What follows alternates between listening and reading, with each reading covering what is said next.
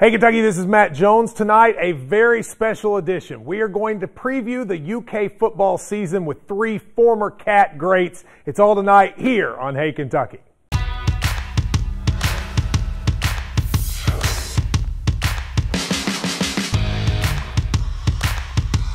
Welcome everybody to Hey Kentucky, sponsored by Wendy's and Sullivan University. I'm Matt Jones, and I am here with three UK football legends and arguably the largest panel of people ever on television. This is an offensive line right here. Jeremy Jarman, Freddie Maggard, and Jared Lorenzen. Guys, how are you?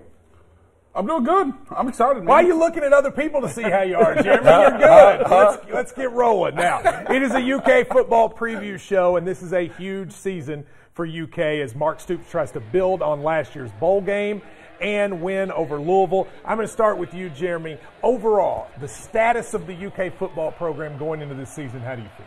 I'm really excited about it, and I think everybody that's around the program is. You get out there, had a chance to get out to practice today. Those guys are really upbeat, Matt. They're moving well. There's a lot of depth.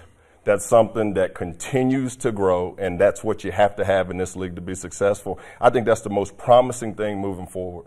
I think it's expectation describes how I look at the season, Matt. I'm expecting to see several newcomers and older guys, how they develop and how they continue. Kentucky continues to player development, especially in the front seven and offensive line. You know what's interesting to me, Jared, when listening to Mark Stoops, he talked about how they're going to probably play 9 freshmen or something like that. But that this time it's because the freshmen have earned it, not just because they're desperate. You were around the program when Stoops got here. Explain to me the difference in talent from then till now. Well, night and day. I mean, Freddie, we were talking about this before. Western Kentucky had 12 in the NFL when Stoops first showed up. And now we are getting to that point where we've got, what Jeremy said, depth. That's the biggest thing. And my biggest thing is I want to see how they react and how they act to being, now they've got the target on their back.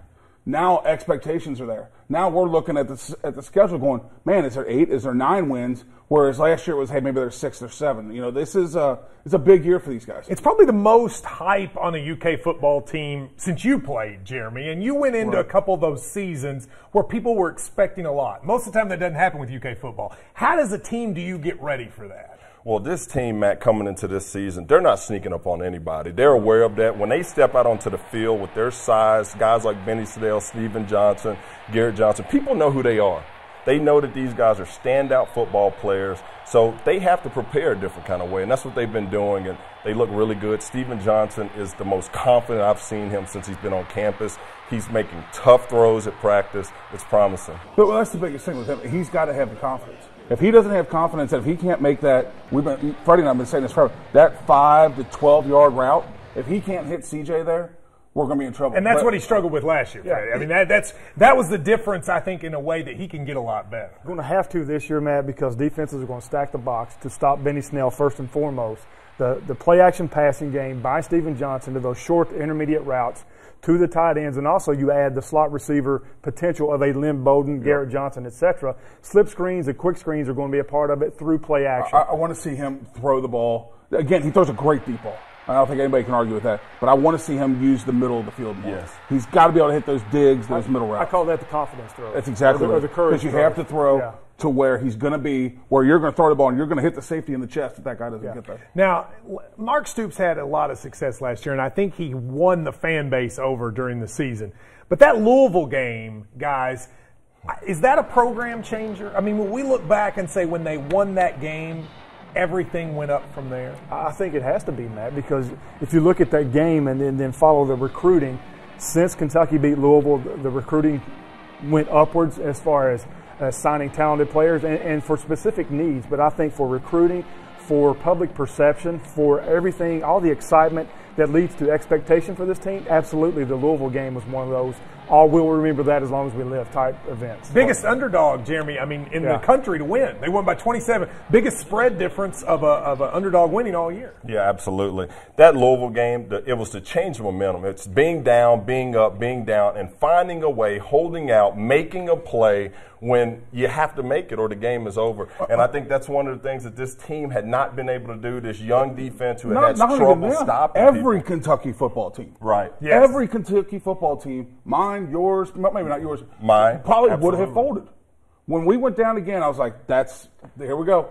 And it was something that clicked, something that changed. Obviously, the fumble helped. but the mentality that the kids have is totally different than anything I've ever seen. We just got about a minute. I want to real quickly ask you about quarterback, Steven Johnson. You've mentioned him a lot. Each of you weigh in. Is Steven Johnson the man this year, and do you expect him to get better? He's the man until proven otherwise. I think that if he'll hit his throws, he is the man. Won 7 out of 10 regular season games. Right. This is Steven Johnson's offense, Steven Johnson's team. The guy won 7 games last year, coming into a situation that was high pressure, high stress. He's had a whole season, off season, to get to know these guys. Between number 1, number 9, number 11, and number 87, he's going to be in sync with those guys. We'll talk about him more. But you mentioned he won 7 out of 10 games, Freddie. How come he doesn't get enough credit for that? I mean, I feel like people just sort of overlook that and act like, well, he was all right. He won 7 Because he was a game manager. Man, I agree with you. I'm not saying it didn't. But it's like Trent Dilfer. Won a Super Bowl, but I think it's extremely overlooked. 7 games as a junior college quarterback that have been on campus for months. The backup. The backup thrown into action, winning Right. 7 out of 10 games. Right. I think it's a tremendous accomplishment what Steven Johnson did in 2016. Well, one of the things we're going to talk about when we return is that this team has a lot of depth at a lot of positions, including, though, quarterback. Does Drew Barker see real minutes if Johnson doesn't get hurt this year? Yes. or no? Yes. no. So 2 of you yes, 1 of you no. So everybody is up in the air on that. When we take a break, we're going to look at the roster. What positions is Kentucky strong at? Where do they need to get better? We got these 3 guys. They know what they're talking about, and I will sit here and lead them on. We'll be right back. This is Hey Kentucky's UK Football Preseason Special.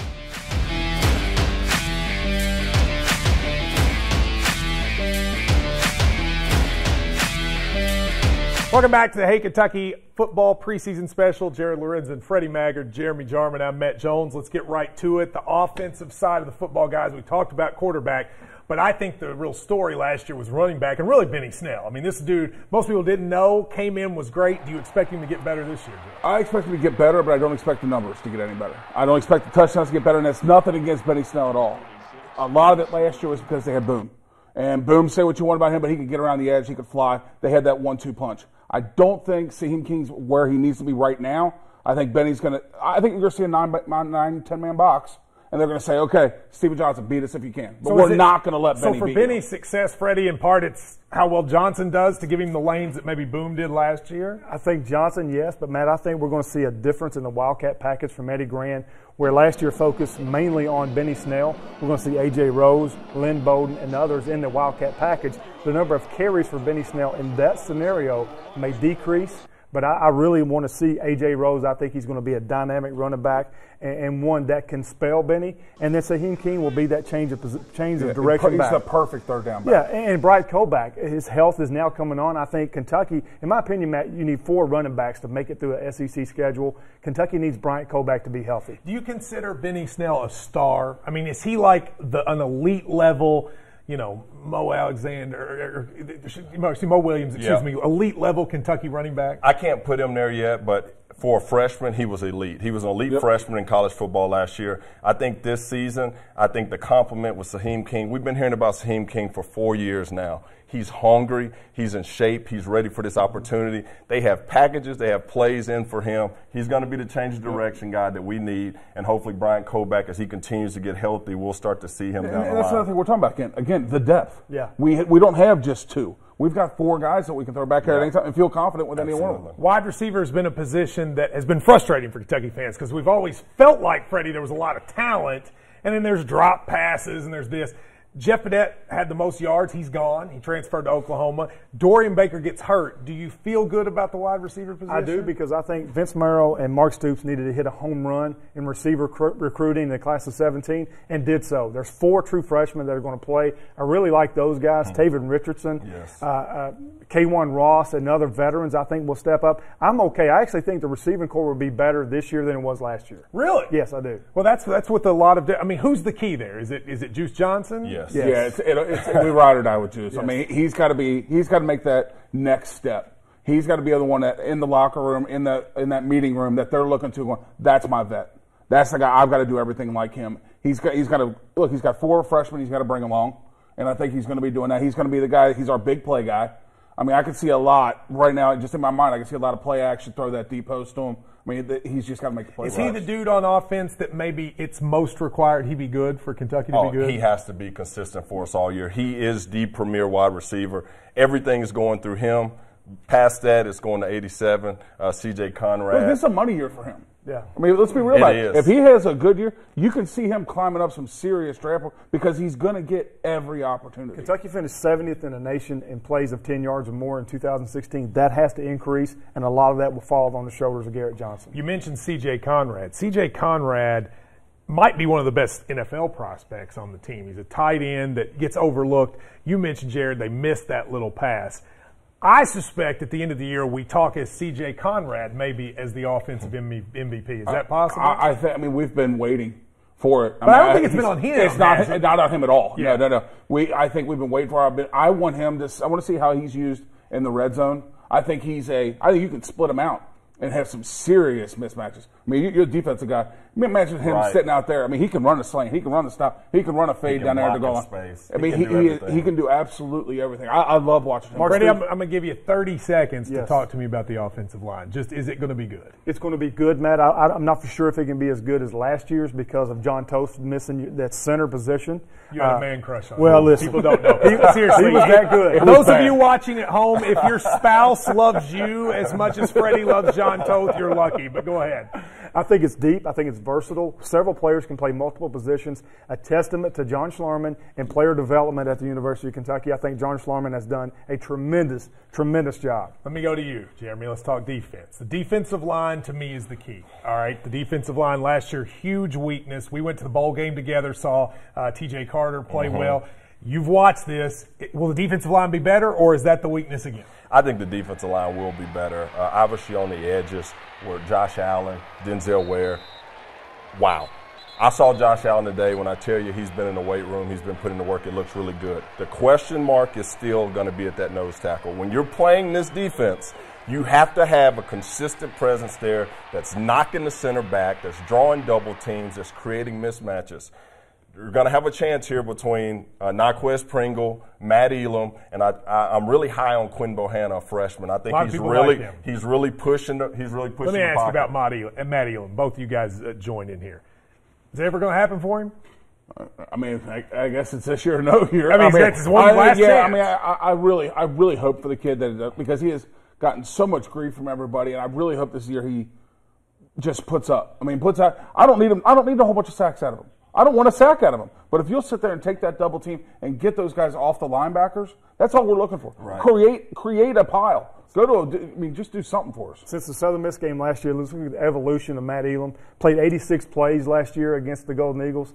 Ends up, Naquez Pringle is the starting nose tackle 3 or 4 games into the season. Now Quentin Bohanna has pushed Matt Elam for that second spot at nose tackle. It's been a tremendous ride. This is a dude who picked Kentucky over Alabama. Yeah. And now this has happened. Now, I was surprised when I saw some NFL draft lists, Jeremy, that there are a lot of guys Kentucky has that might get drafted. And a lot of them are in the back 7. Jordan Jones, Chris Westry, Derek Beatty, and Mike Edwards might be the highest of all of them. How good are those guys? Those guys are really good. And Coach Stoops, I tell you what, he does such a good job being the head coach, but he's still out there with Coach Klingscale. He's hands-on with that group. High expectations. Those guys they're very well coached. That's his babies. Those are his babies. And to see the progress of Devontae Robinson, Lexington kid, he's really coming along. I thought that he was going to get plugged in at the nickel corner, but he worked his way in, and now he's competing with Darius West for the start. How good is Mike Edwards? I mean, we're talking an elite level player here. I think Mike Edwards is an NFL nickel position.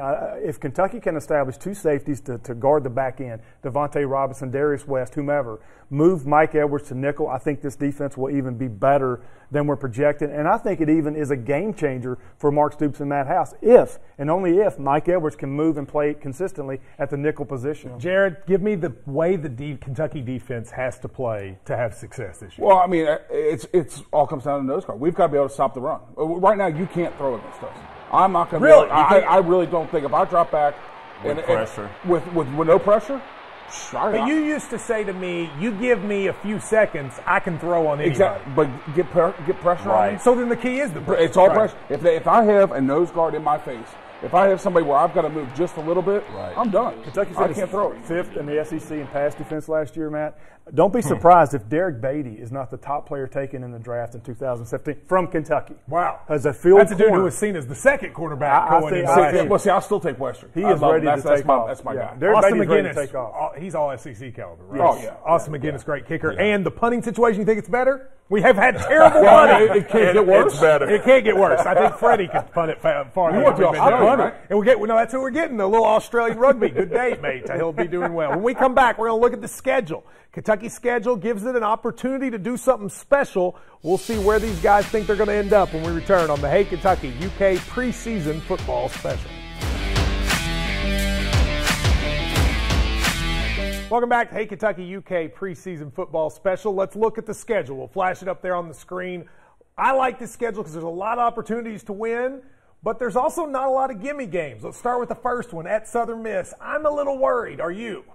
I'm not, Matt. We're going to go down to Hattiesburg. Only thing I'm worried about is how hot it's going to be. Keep our guys hydrated, roll through players. Anybody worried? I'm terrified. Why are you terrified? Terrified. To me, it's the opening game. You never know what's going in there. I don't like playing on the road at the beginning versus a team like that. It just scares me. All eyes have been on the Kentucky run defense. Kentucky plays arguably the best running back it have faced this year in Edo Smith. That's going to be a tough challenge. I agree. I think they'll win, but what if it rains? It's supposed to pour. Oh, man. Advantage Kentucky. Advantage Kentucky. All right, then I think you skip ahead at South Carolina. Kentucky's beaten South Carolina the last 3 years. There's a chance South Carolina, Freddie, could come in 0-2 in this game. Home opener for them. Can the Cats do that? I think South Carolina does come in 0-2. I think North Carolina State beats them, and they lose at Missouri. I am not sold on South Carolina. In Hoover at Media Days, you're either a Kentucky person or a Carolina person. I think Kentucky has surpassed Carolina in talent. I think Kentucky's a better team. I think Kentucky will win in Columbia. Does anybody believe we lose that game? I don't believe we lose it, but I believe it's very close. Yeah. All right, Florida. Is this the year, Jeremy? I don't know, Matt. That's one that, it kind of leaves a bad taste in my mouth. We've been close. I've called it the last few years. I'm going to deflect past this one on to the guys. Jared? No, not this year. I helped start the losing streak, so I hope it's going to come to an end this year. You helped start it. I helped start I it. continued at 4 strong years. And I listen, I apologize for help starting this ugliness.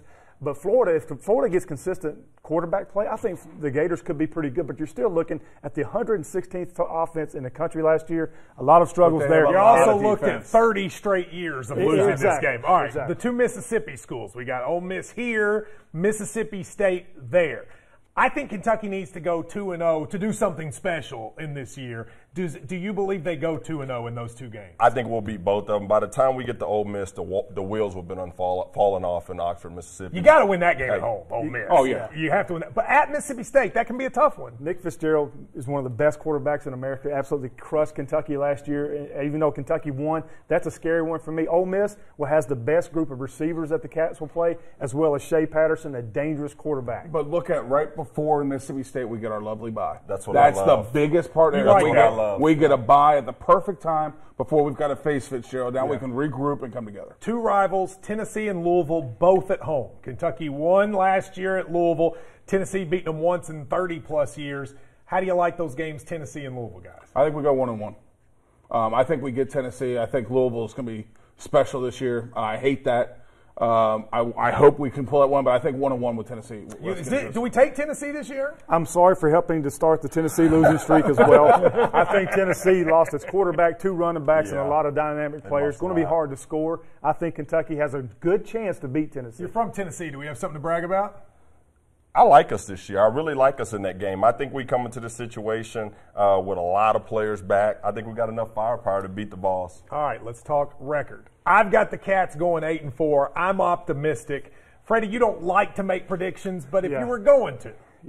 I would go 7-5 or 8-4. I think Kentucky finishes the season 8-5 after the bowl game. All right, Jeremy? I think 8-4 regular season, Matt. Jared? 7-5. All right, so we all feel very good about a positive season and this team is better than last year. Do you agree with that? Yeah. But you also would say it's a schedule where they might not win more games even though they were better, right? A lot of toss-ups. I've said this summer on many occasions, I think this schedule this year is harder than last year. Are we an SEC East dark horse? Yes. Kirk Herbstreit said that. Do you believe that? I do believe it. Yes.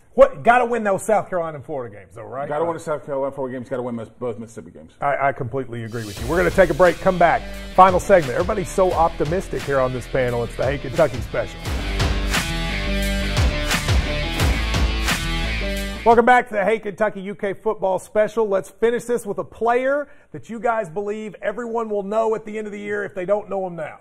Number 90, T.J. Carter. He's going to be a dominant force on that defensive line. He's going to help us anchor it and free up our defensive end linebackers. Stoops really likes him a lot. I think he's going to have a big year. Freddie. Outside linebacker Josh Allen led the conference in forced fumbles, led the team in sacks last year. I think Josh Allen comes out of this year all-SEC performance. I love that guy's energy. I know we know him already, but I really expect C.J. Conrad to come out and just have a monster year for us. He's going to be our anchor, our 3rd and 4, 3rd and 5 guy that we need that we get our first downs. I totally agree with you. Guys, thank you very much. The biggest panel in sports history has enjoyed it. We will see you tomorrow night for On the Road to Hattiesburg at Hey Kentucky.